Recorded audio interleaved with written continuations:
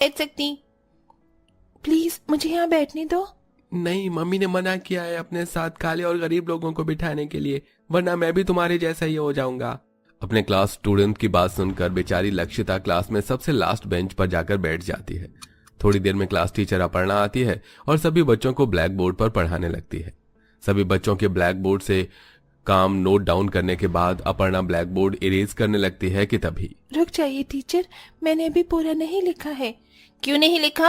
अभी तक क्लास के सारे बच्चों ने लिख लिया है और तुम हो कि कछुए की चाल चल रही हो। टीचर, किसी ने भी मुझे अपने साथ नहीं बिठाया, इसलिए मुझे यहाँ आकर बैठना पड़ा और यहाँ पीछे से ब्लैक बोर्ड ठीक से दिखाई नहीं देता। तो तू क्या चाहती है कि इन सभी सुंदर गोरे और अमीर बच्चों के साथ में तुझे आगे बिठाऊं? तो जैसी काली और गरीब को इस क्लास में बैठने दे रही हूँ वही शुक्र समझ, न जाने कहाँ कहाँ से आ जाते हैं। मुझे तो तेरी शक्ल देखकर ही घिनाने लगती है। टीचर की बात सुन क्लास में सभी बच्चे लक्षिता पर हंसने लगते हैं, जिसके चलते बेचारी लक्षिता हेड डाउन करके रोने लगती है। अपने काले रंग और गरीब परिवार से होने की वजह से लक्षिता से क्लास में कोई भी बात नहीं करता था, यहाँ तक कि उसकी टीचर भी उसका मजाक उड़ाती थी। ऐसे ही समय गुजरता है और एक दिन बच्चों, जैसे कि आप सब जानते हैं कि कुछ दिनों में 15 अगस्त आने वाला है, इसीलिए हमारे स्कूल में एक एनुअल फंक्शन हो रहा है। आप में से जो भी बच्चा उस एनुअल फंक्शन में पार्टिसिपेट करना चाहता है वो अपनी क्लास टीचर को अपना नाम दे दे। 15 अगस्त पर एनुअल फंक्शन में पार्टिसिपेट करने के लिए क्लास के सारे बच्चे अपर्णा के पास अपना नाम लिखवाने लगते हैं, जिसमें से एक लक्षिता भी होती है। तुझे कौन डांस करता हुआ स्टेज पर देखना चाहता है? लगता है तुझे अपनी बेइज्जती करवाने का बड़ा शौक है। अगर सभी मुझे देखकर हंसेंगे तो कोई बात नहीं, मैं 15 अगस्त पर इस एनुअल फंक्शन में पार्टिसिपेट तो जरूर करूंगी। अपर्णा सभी बच्चों के नाम लिखकर क्लासरूम में चली जाती है।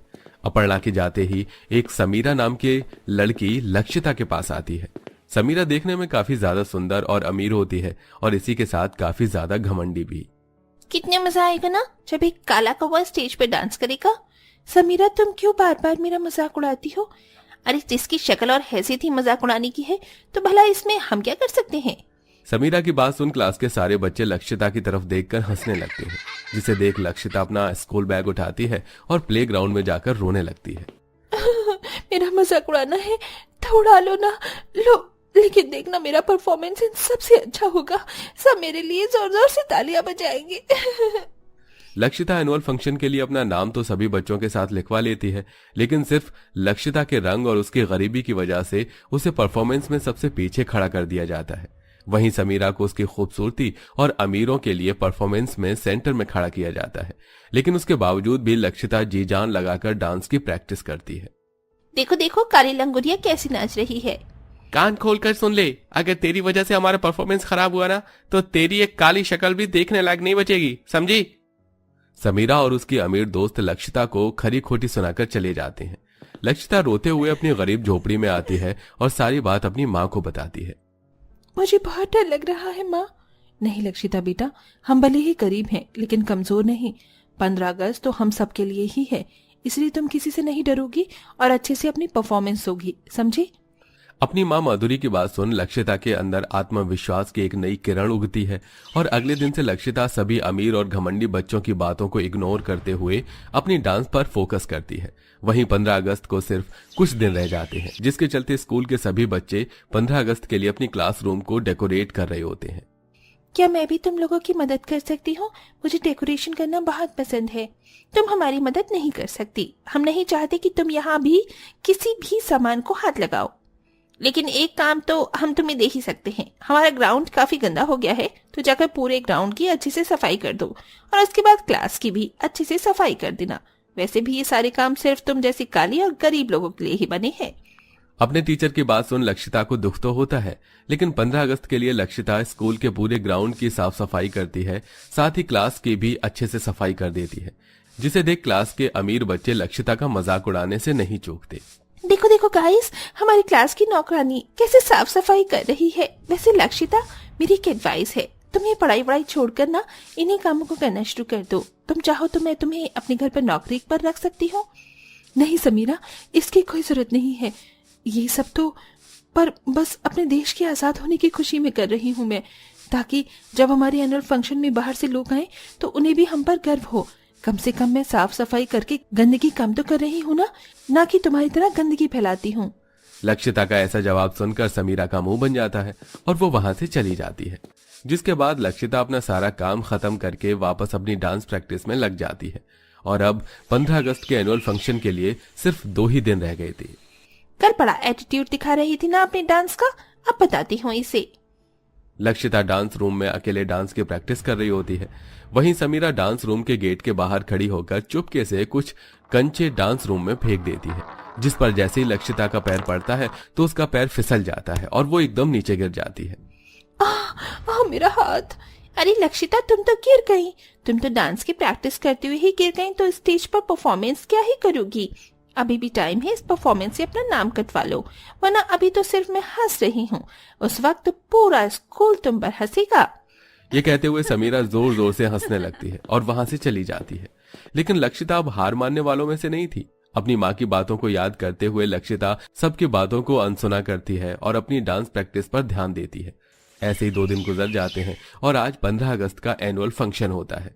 सभी बच्चे एक बार फाइनल प्रैक्टिस कर रहे होते हैं कि तभी अचानक प्रैक्टिस करते हुए समीरा का पैर ट्विस्ट होता है, जिससे उसके पैर में मोच आ जाती है। मेरा पैर। समीरा, तुम तो ठीक तो हो ना? चलो मैं तुम्हें डॉक्टर के पास ले चलती हूँ। टीचर, लगता है मेरे पैर में बहुत गहरी मोच आई है, मैं बिल्कुल भी डांस नहीं कर सकती।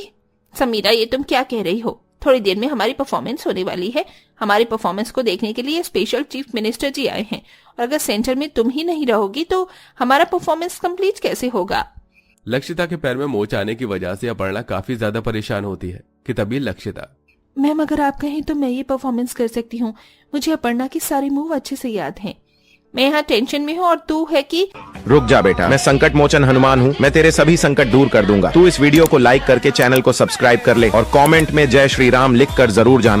और दिमाग खराब करने में लगी हुई है। मैं पागल हूँ क्या? तुझ जैसी को मैं सेंटर में खड़ा करके अपना पूरा परफॉर्मेंस बेकार करूंगी? अपर्णा चाहकर भी अपना परफॉर्मेंस कैंसिल नहीं करवा पाती। थोड़ी देर में स्टेज पर सारे बच्चे परफॉर्म करने के लिए आ जाते हैं। वहीं सामने स्कूल प्रिंसिपल और चीफ मिनिस्टर भी बैठे होते हैं।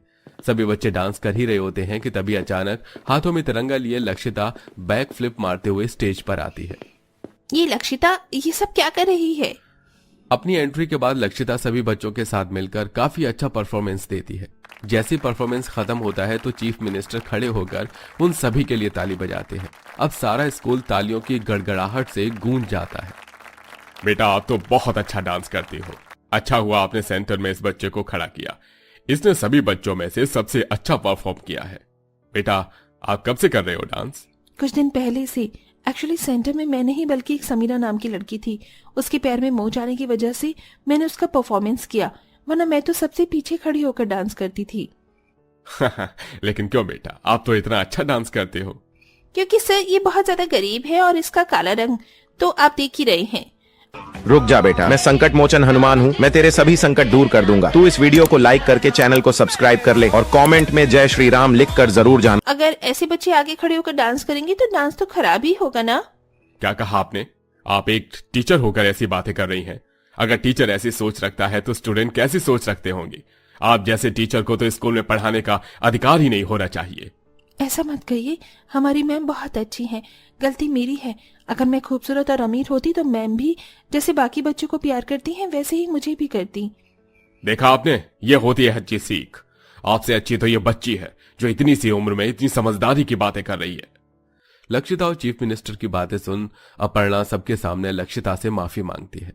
लक्षिता, मुझे माफ कर दो, तुम्हारी टीचर होकर मैं समझ नहीं पाई, वो स्टूडेंट होकर तुमने मुझे समझा दिया। जो बच्चे लक्षिता का मजाक उड़ाते थे वो सभी लक्षिता से माफी मांगते हैं और इसी के साथ लक्षिता को चीफ मिनिस्टर से बेस्ट डांसर की ट्रॉफी भी मिलती है। साथ ही समीरा भी लक्षिता से दोस्ती कर लेती है, जिसके बाद अब सारे रुक जा बेटा, मैं संकट मोचन हनुमान हूँ, मैं तेरे सभी संकट दूर कर दूंगा। तू इस वीडियो को लाइक करके चैनल को सब्सक्राइब कर ले और कमेंट में जय श्री राम लिख कर जरूर जाना।